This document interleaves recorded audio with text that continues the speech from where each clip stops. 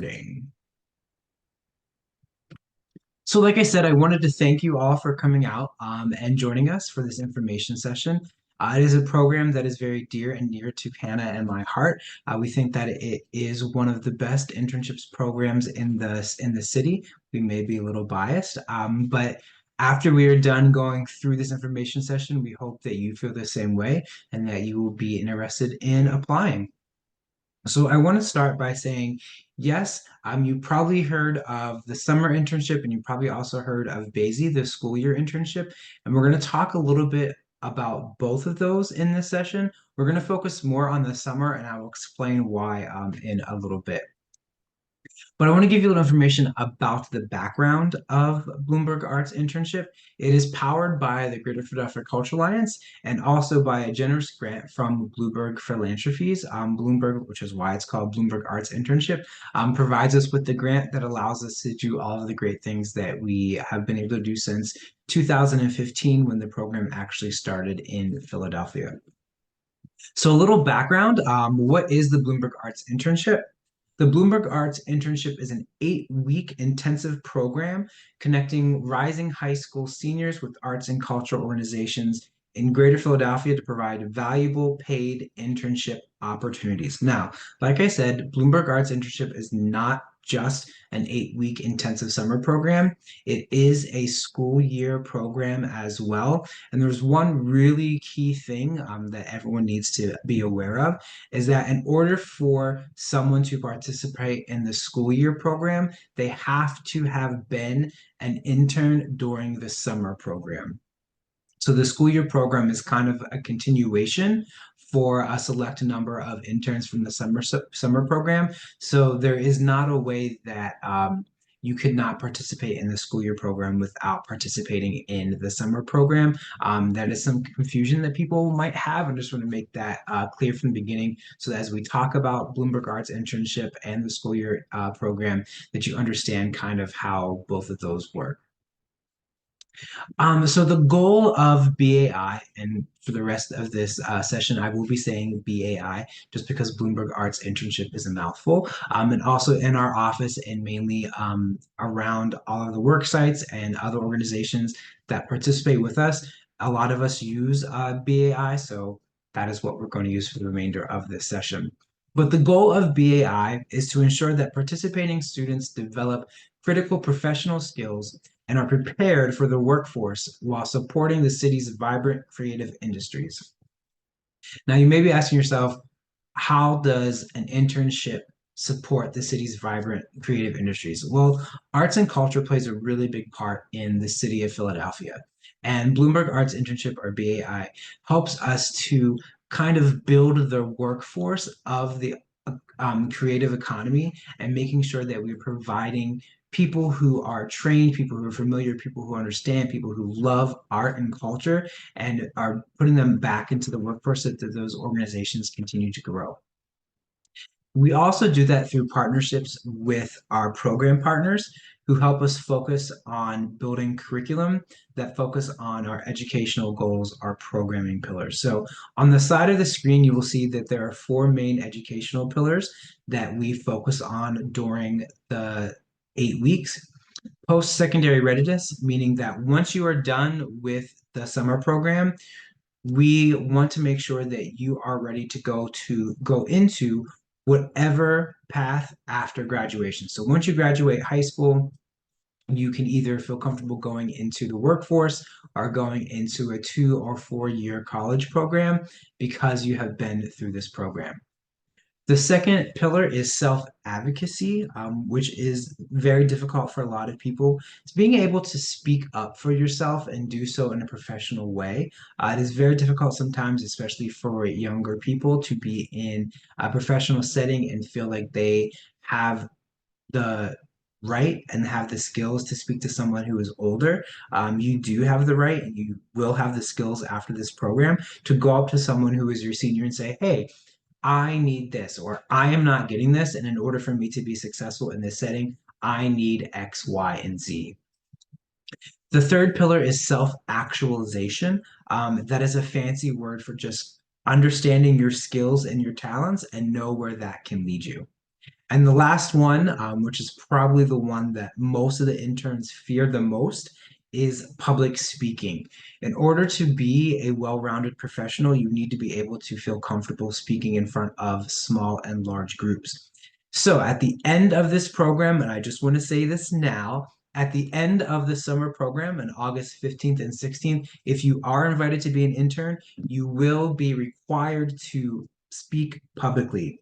You will have to get up in front of your peers, other supervisors from other work sites, your family, and talk about your experience for at least 5 minutes. So you'll be up there by yourself in front of everyone talking about your experience. Now, if you're silently freaking out right now, like, I don't want to apply for the program because I don't want to have to talk in front of everyone, please do not let that be a deterrent for keeping you from applying for the program.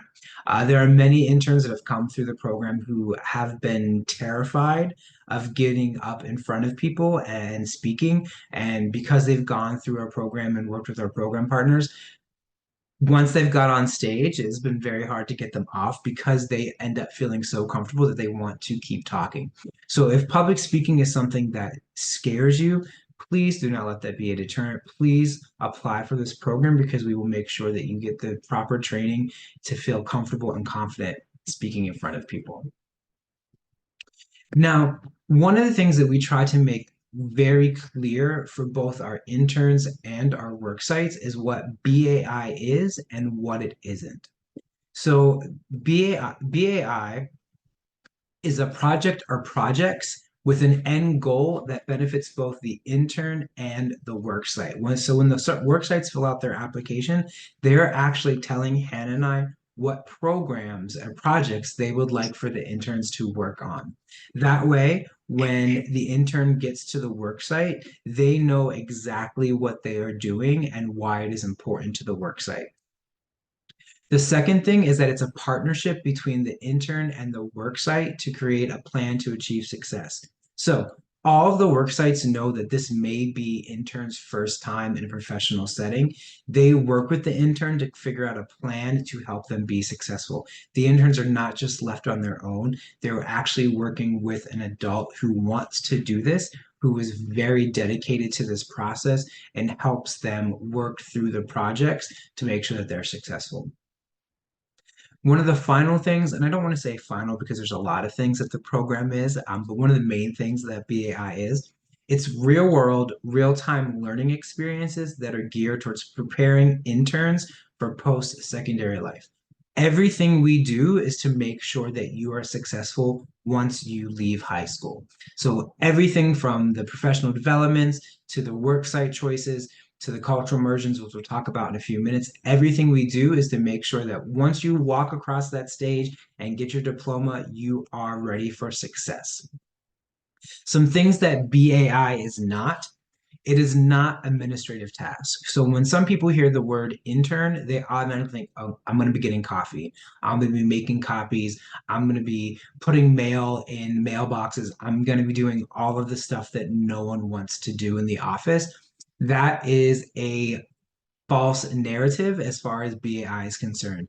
Hannah and I work really, really hard to make sure that our work sites have projects that are engaging and that also make you feel that you are contributing to the overall success of the organization. At any time, if you become an intern and you feel like you are doing administrative tasks, please let Hannah know, and we will step in immediately to say, hey, wait a minute. Sweeping up is not a task that an intern should be doing. The only way that you should be doing any kind of administrative task is if it's something that the entire staff is required to do. Hannah and I just did a spring cleaning of our office because the entire staff of the Greater Philadelphia Cultural Alliance, we went in and we cleaned the entire office and tried to get everything together. But that was something that we all did. And had we had interns at the time, we would want them to participate, but it's something that we would not hire interns to say, okay, it's your job to clean the office. Like we said, administrative task, errand runnings, getting coffee, making copies, something that we work really hard to make sure that our interns don't do. And the last thing is being left alone. We understand that you do need some kind of autonomy to be able to learn and grow, but we never want interns to feel like they have been left alone for the entire day or the entire week and have no connection or no communication with their supervisor at all. Now, we've been talking about work sites a lot, and this map is not an exhaustive list of the work sites that we've worked with over the years, but it is a large list of work sites that we've worked with since 2018. You will see that they are all over the city. Hannah and I are working really, really hard to get more work sites in the Northeast. You'll see right now, Glen Ford, which is right here, is one of our only work sites in the Northeast at this moment. But Hannah and I are working really, really hard to make sure that we are able to go up into the far Northeast and make sure that for those of you who live in that area, do not have a long way to travel for your work site. Now, we've been talking a lot about professional development, work sites, mentioned a little bit about cultural immersion, which we're going to get to in a second. But this is what a sample week looks like during the summer. Mondays are professional development, where we work with our programming partners to provide curriculum and you learn the 4 educational pillars. Tuesday, Wednesday, and Thursday is when you are actually on site at your work site, working up to 7 hours a day. So during Tuesday, Wednesdays, and Thursdays, interns can work up to 21 hours at their work site. And on Fridays, we have cultural immersions, which we're going to get to in a minute. But every day, every day of the 5 days of the week that you are working, you can work up to 35 hours a week. So 21 hours at your work site, and the remaining time is with Hannah and myself during professional development or cultural immersions. Now, you may be asking yourself, okay, Chad, you've been saying cultural immersions a lot. What does that even mean? A cultural immersion is basically a fancy way, or a BAI's way of saying a grown-up field trip. So throughout the 8 weeks, Hannah and I curate a list of arts and cultural organizations that we take you on field trips to. And when we get there, we're not just doing the typical field trip like you did when you were in elementary school or middle school, where you go and you see a show or you see an exhibit. We actually go behind the scenes in these organizations and learn why the organization is important in the community, why it's important in the city, why it's important for arts and culture nationally. We also talk about what makes the organization run. So we have a lot of staff members come and talk to you. We go and see exhibits, but then they talk to you how they curated the exhibit, why they curated the exhibit, the budgeting that went into it. And then at the end of the day, you get to have a hands-on experience of putting all of that learning into play. So at the bottom of the slide, you will see some pictures of some of our cultural immersions from this past summer. We have Asian Arts Initiative, which is right here, which is over on Vine Street. It was a really great time. We got to see some of their exhibits. And then the interns did some stamping and creative printmaking while they were there. The second picture is Fleischer Art Memorial, which was another really great opportunity. The interns got to mold clay. They got to do some paintings. The third culture immersion was the Drexel University of Medicine Archives, which is really, really great. It's an opportunity that not many people get to experience. We actually got to go into the archives at Drexel University School of Medicine, which is why one of the staff members is holding a skull. We were actually in the archives and they were talking about how important the materials and the things that live in the archive are to understanding the history of medicine in Philadelphia. And then this last picture, which is a really, really great picture. It's one of my favorite pictures from the summer program. And I believe Hannah perched herself precariously on this little walkway up here to take the picture. But this is at your agency, which is at 3rd and Arch, I believe. It is a gallery space and also a work site. And the interns talked about art and how money plays a role in society, good and bad role in society, and did some really creative artwork with fake money and talking about its intrinsic value and really, really, really deep stuff. But those are the experiences that happen during cultural immersions. It's not just your typical field trip. They are really in-depth learning experiences. So some of the benefits, probably this is the most important slide of this presentation because this lets you know what you can expect to gain from your experience. The first thing is a prepaid SEPTA key card. At the beginning of the internship, if you are accepted, once you've completed all of your paperwork, Hannah and I will hand you a SEPTA key card. The SEPTA key card will be pre-loaded with funds to help you get through the entire 8 weeks. So any travel that you do for the internship, going to professional developments, going to your work site, going to cultural immersions, that is all covered by the program, and that is with your prepaid SEPTA key card. The next one, meals at every PD and cultural immersion. So yes, we will feed you. We feed you every Monday. We feed you every Friday. And we do take into consideration all of your dietary needs. And we make sure that where we order from has a multitude of choices so that we make sure that if you're gluten-free, if you're vegan, vegetarian, we try to get all of those bases covered so that everyone can participate in a family style meal during our cultural immersions and PDs. Carlos, I do see your hand and I will get to that at the end of this slide because I may answer your question. So if you give me a moment, just keep that question in your mind and I will get to you in a few seconds. Um, we are very excited this year to provide for our school year interns only professional clothing stipends. We feel that not only are professional skills important, but having the wardrobe to make you feel professional. We will be starting it this year with our school year interns, providing them with a gift card that they can be able to go and buy professional clothing. Um, What is a clothing stipend? So basically, Allison, we will give you a gift card or a prepaid Visa gift card, and then we will basically take you shopping so that you can go and buy professional clothing. And I will work with you to make sure that the items that you are purchasing are things that can be worn in an office setting or a professional workspace. That is what the professional clothing stipend is. And Chad, just for that note, this clothing stipend is for when work sites require certain clothing. If a work site does not have a specific, uniform, or not quite a uniform, but a clothing, regulations. There's another word for it that flew out of my head. But if they don't have that, then the stipend is not necessary. But yeah, so that's just to kind of lay that out more Yep. specific.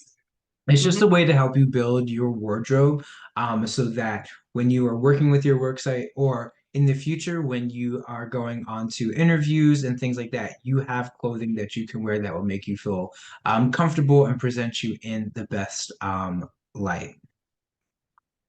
The next thing is a life-sustaining wage. We are very happy to say that this year's hourly wage for interns is $17.53, which is a really great hourly wage, which you will get for up to 35 hours a week for 8 weeks. The next benefit is we have a partnership with Thomas Jefferson University. Last year was the pilot year.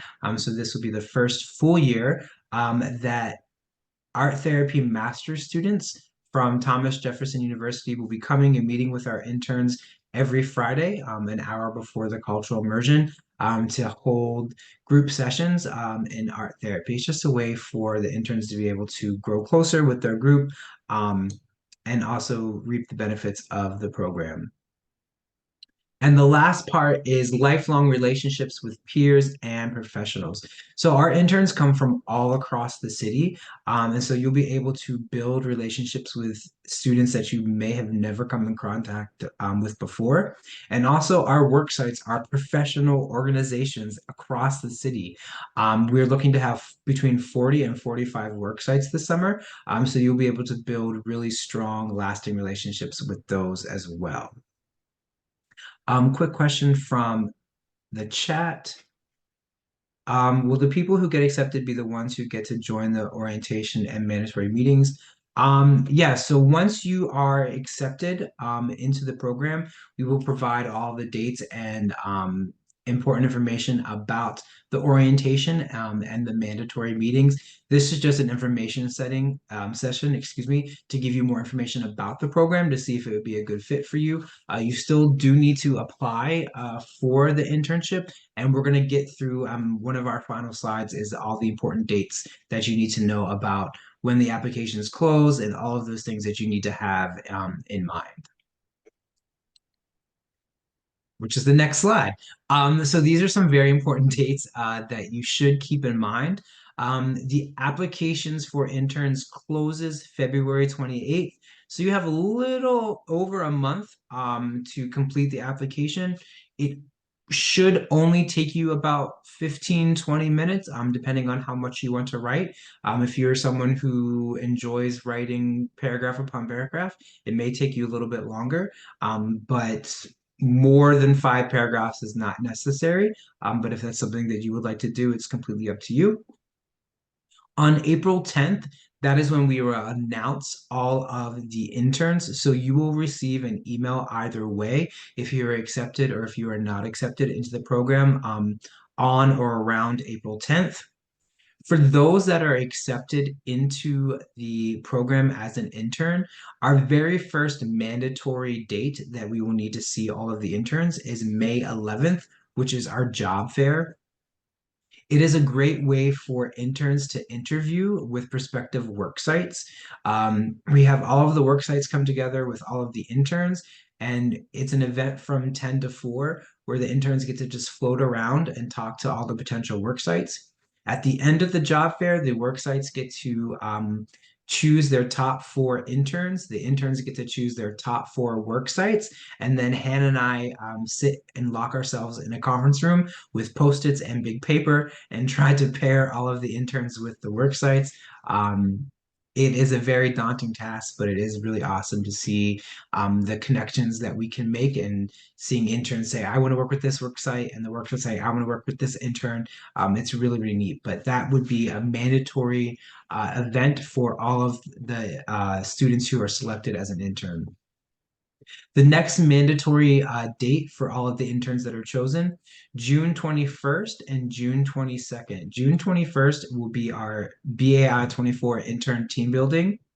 And the 22nd is our orientation. That is a Friday and a Saturday. And then the first day of your actual internship experience is on June 24th, and that will be professional development. That's where we will be learning about the 4 educational pillars.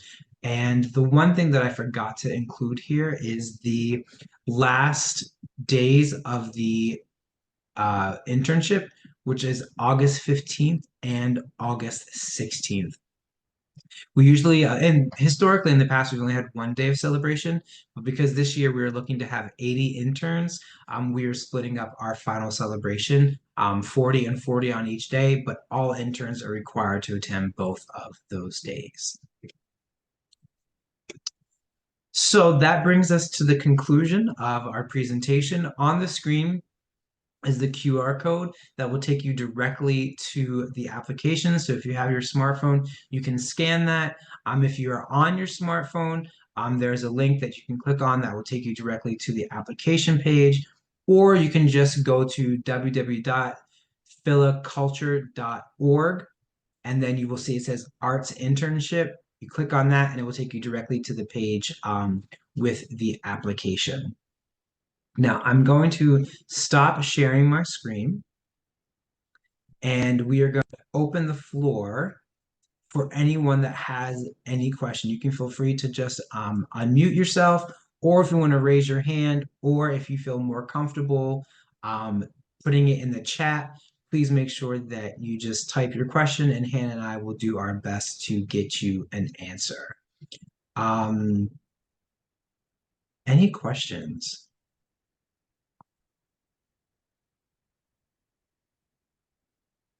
Sonia. Hello. I Oh, You mentioned, like, you showed the list of the job sites you worked with before. I was wondering if you had any like performance and music related job sites set up for this year. So we are also in the process of having our work sites apply as well. Our work sites have to apply to be a part of the internship as well. Um, but we always have a large list of arts and or performing arts organizations. Last year we had, let me see, we had I the can Rock School of Dance.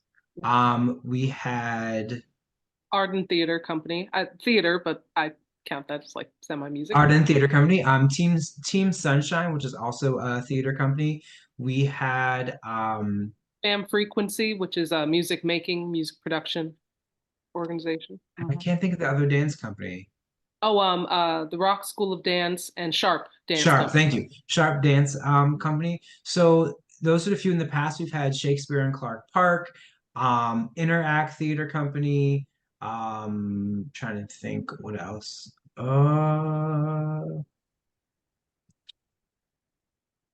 There has been a lot. So if performing arts is one of the things that you're really interested in, we do have a large list of work sites. This list, like I said, is not exhaustive, and we also have, and we're trying to get new work sites to come on board. So we are always looking for new and exciting organizations. And I see Camilla asked if we have fashion design and graphic design. We have a number of institutions that, even thinking outside the box, we have institutions like museums that need graphic design.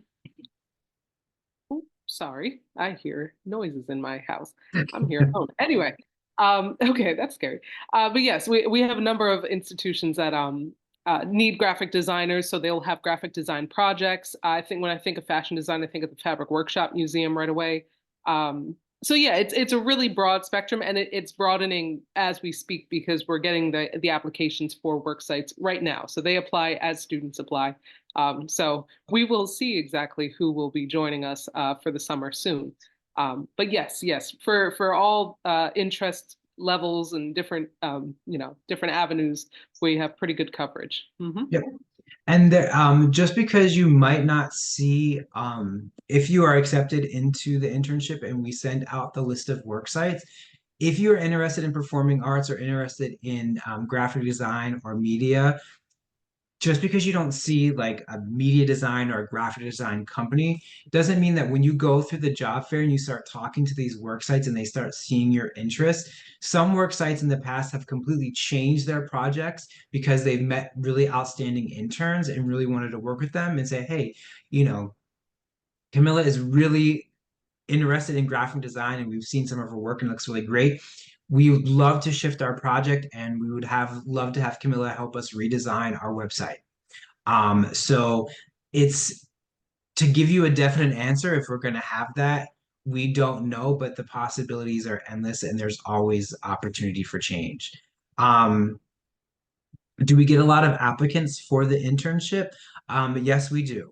Last year we had 70 spots. Last year we took 70 interns, and I believe when the application closed, we had about double that. We had 150 intern applications.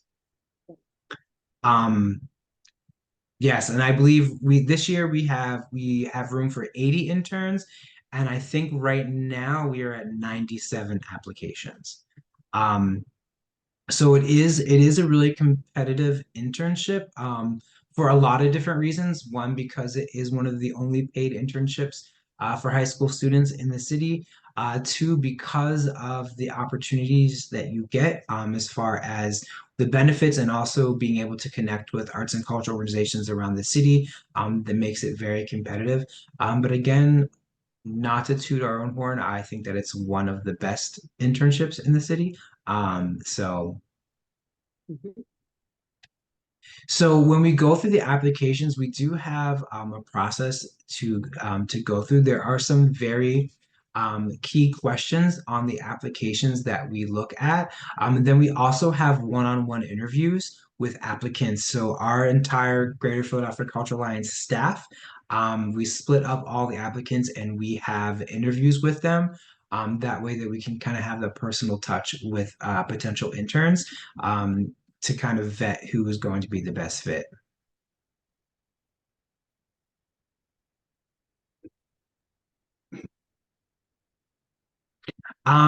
So someone asked if working 35 hours per week is mandated. It is not mandated. It all depends on the projects that you're working on. The hours, as far as the professional development and the cultural immersions, those are set. Those are 10 to 4 every Monday and Friday, and those are mandatory. As far as Tuesday, Wednesday, and Thursday, those times at your work site is something that you set with your supervisor. Any other questions? We had a question about when the interview will be. That actually doesn't take place until after applications are in. So applications are due February 28th, and then March is when we do our interviews. There's no dates for that yet. It'll be, kind of one-to-one based on the applicants. Mhm.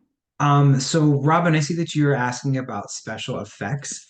To date, at first I was like, but thank you for clarifying. To date, we have not had any organizations have any interns work on special effects. But like I said, who knows what the possibilities are this year. I would say, Robin, if you are really interested in special effects and you know of an organization in Philadelphia that you would like to work with, you can definitely let Hannah, you can send Hannah or myself an email and say, hey, this organization does graphic special effects. They might be a great work site. Hannah and I can reach out to them and see if they're interested. And then if you're accepted into the program, that would be a great way for you to connect. We are always looking for great new work sites. So if any of you know of any organizations that you would like to work with or would think would be a great fit, please let us know, and Hannah and I can reach out to them. And I just put in the chat for anyone who is sure that you'll be missing, certain dates or a specific range of time during the summer. Put that in your application. The more that we know about you, the better. Of course, if you are looking to miss a significant portion of the summer, that is something that we will have to seriously consider in your application. But yes, please put everything, as detailed as possible, your interests, your availability. You'll see it all laid out in the application. So fill that out, okay? So someone, Camilla asked if there was anything specific that we are looking for or that we expect from applicants. Again, there is no definite answer. A lot of what we do is in our one-to-one interviews with interns, just having conversations with the intern, excuse me, the applicants, seeing what their plans are, why they feel that this program is important to them, how they would think that this program would help them be successful. We really get kind of really deep into our conversations with the respective interns in our interviews, just to make sure that we're choosing the applicants who are going to really excel. So like I said, our past interns have come from all over the city, all different backgrounds, and to say that we are looking for specific characteristics, I couldn't tell you what they are because every interviewer is different, and in their mind they're looking for different things. Because there's no possible way that Hannah and I could sit and interview 200 plus applicants. So it all comes down to the relationships that you build with your interviewer and your application. Have a thorough application. I recommend that for everybody. If your application seems like you only put a sentence or two sentences, and you don't have to be perfect in your grammar, but if we don't see, nothing's capitalized, no periods, we take that into consideration. So be sure to be thorough and to, spell check what it is that you submit. See Um, questions. Go ahead, Chad. Yep. so Michelle was asking about when applying for a visual arts related workplace, what style of art is most preferred? Again, not to be general, but art. If you're a visual artist and you enjoy visual art, there are some really great organizations that will take you under their wing and work with you. PAFA is one that has worked with a variety of visual artists in all kinds of mediums. Um, Fleischer Art Memorial is another one that does not matter what medium you use as a visual artist. They will work with you and they will utilize your talents.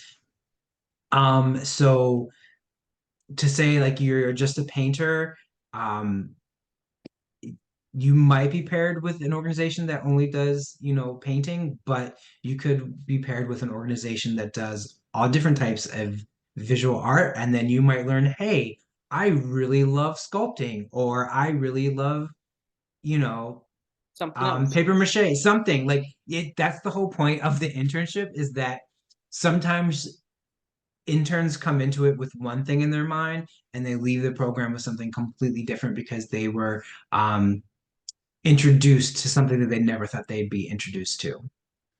And it is important to note that this program is not 100% art making. This is also about learning what goes into running these institutions, what happens before the art making. So before the art hits the walls, and that's specifically, museum art, gallery talk, but for any sort of organization, whether it be music related, theater related, art related, what happens before you actually get to the final product. That's what this program is also about. So we always like to tell students, don't think that every day is going to be coming in and making art. That may only happen, on certain occasions, but you're really going to get the behind the scenes experience. Mhm. And the third part of that question is about the person of the reference on your application. Like Hannah said, I would make your application as complete as possible. We do call references if it comes down to we have 80 spots, and if we have like 86 really strong candidates, we are going to reach out to references so that we can get a better understanding of the character of these applicants. So it is very important that you complete the application the best of your ability. So I'd really recommend putting a person of reference in your application. And I would suggest a teacher or a guidance counselor. If you go to a community center, an adult there. If you go to a church or any kind of religious establishment, someone there, a person of prominence that would be able to speak to your character. Those are the type of people that I would put as a reference. Preferably someone that knows you. So if we call and I say, "Hi, I'm calling. I'd like to talk to you about Hannah Wallace," they don't say who. Someone, if I said your name or Hannah would say your name, they would know who we're talking about and be able to speak directly of you. Good questions, everyone. All right. So hopefully um, that answered all of your questions. We didn't make things more confusing. If there are any other questions, we'll give you a few more moments to either type them or unmute yourself and ask your question. If not, we want to thank you all for coming out and being so active in the chat and participating. It's really great. And then if you have any other questions outside of this, if you're anything like me, once you close the chat, you're like, "Ah, I should have asked this or I should have asked that." That is okay. You can reach out to Hannah, and I'm actually going to have Hannah put her email in the chat so that if you have any questions that you think of after this session, you can definitely reach out to her and ask those questions, and we will get you an answer as soon as possible. Um, at this point, if you have not applied, I'm going to ask a simple question. Why? Why haven't you applied? Um, I don't want anyone to feel intimidated. It is not an intimidating program. Anne and I work really hard to make sure that everyone feels comfortable, confident, and included. Um, so if you feel like, you know what, this might be too much for you, that is okay. Apply anyway, because you may surprise yourself. So if there is any if there's not any other questions, I'm going to turn you loose to allow you to enjoy your evening. And we hope to see applications from all of you. All right. Have a wonderful evening, everyone. It was a pleasure talking to you all this evening.